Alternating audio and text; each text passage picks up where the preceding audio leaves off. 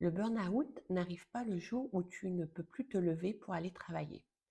Il arrive bien plus tôt. Il commence dans tous ces moments où tu ne t'écoutes pas, où tu ignores tous les signaux, où tu continues malgré la fatigue. Alors qu'à l'intérieur de toi, déjà quelque chose te dit de ralentir, te dit stop.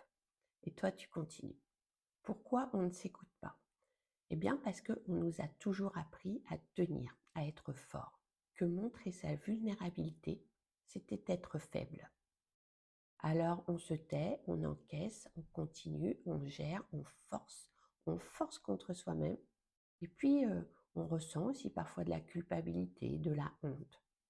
Et surtout, on se dit qu'on n'a pas le choix, jusqu'au jour où le burn-out arrive. Et là, effectivement, on n'a plus le choix.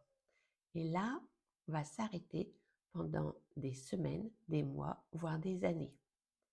Alors peut-être qu'avant, on avait le choix d'apprendre à se connaître, de comprendre pourquoi on forçait contre soi, pourquoi on n'observait pas, on n'écoutait pas son corps, pour justement mettre en place des petites actions, travailler sur soi, pour ne pas aller à l'arrêt brutal.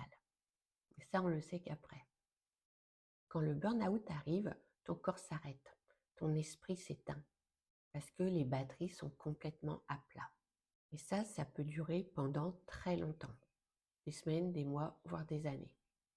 Au fil du temps, si on apprend à s'écouter, à revenir dans son corps, à se respecter, à comprendre pourquoi on en est arrivé là, eh bien les batteries vont se recharger.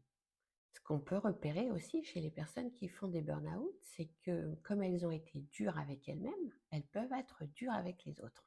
Par exemple, un collègue qui va se sentir fatigué, épuisé ou je ne sais quoi, et ce collègue va poser ses limites, va dire là, je suis fatigué, j'ai besoin de repos, eh bien, on va avoir tendance à le juger.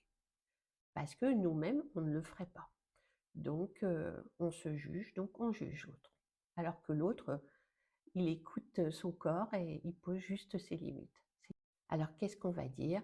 On va dire, cette personne s'écoute trop, elle n'est pas fiable, elle n'est pas consciencieuse, alors que ce n'est pas une vérité.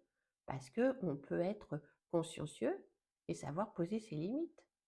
Et écouter les signaux de son corps et de se dire, là, j'ai un besoin que je dois m'occuper.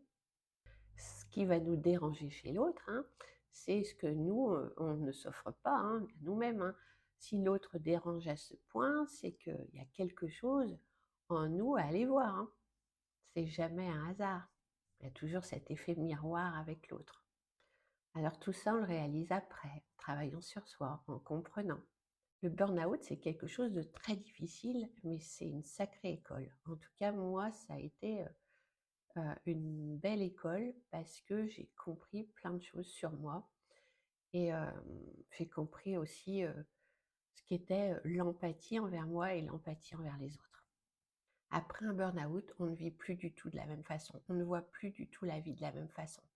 On devient simplement plus doux, plus humain, plus empathique.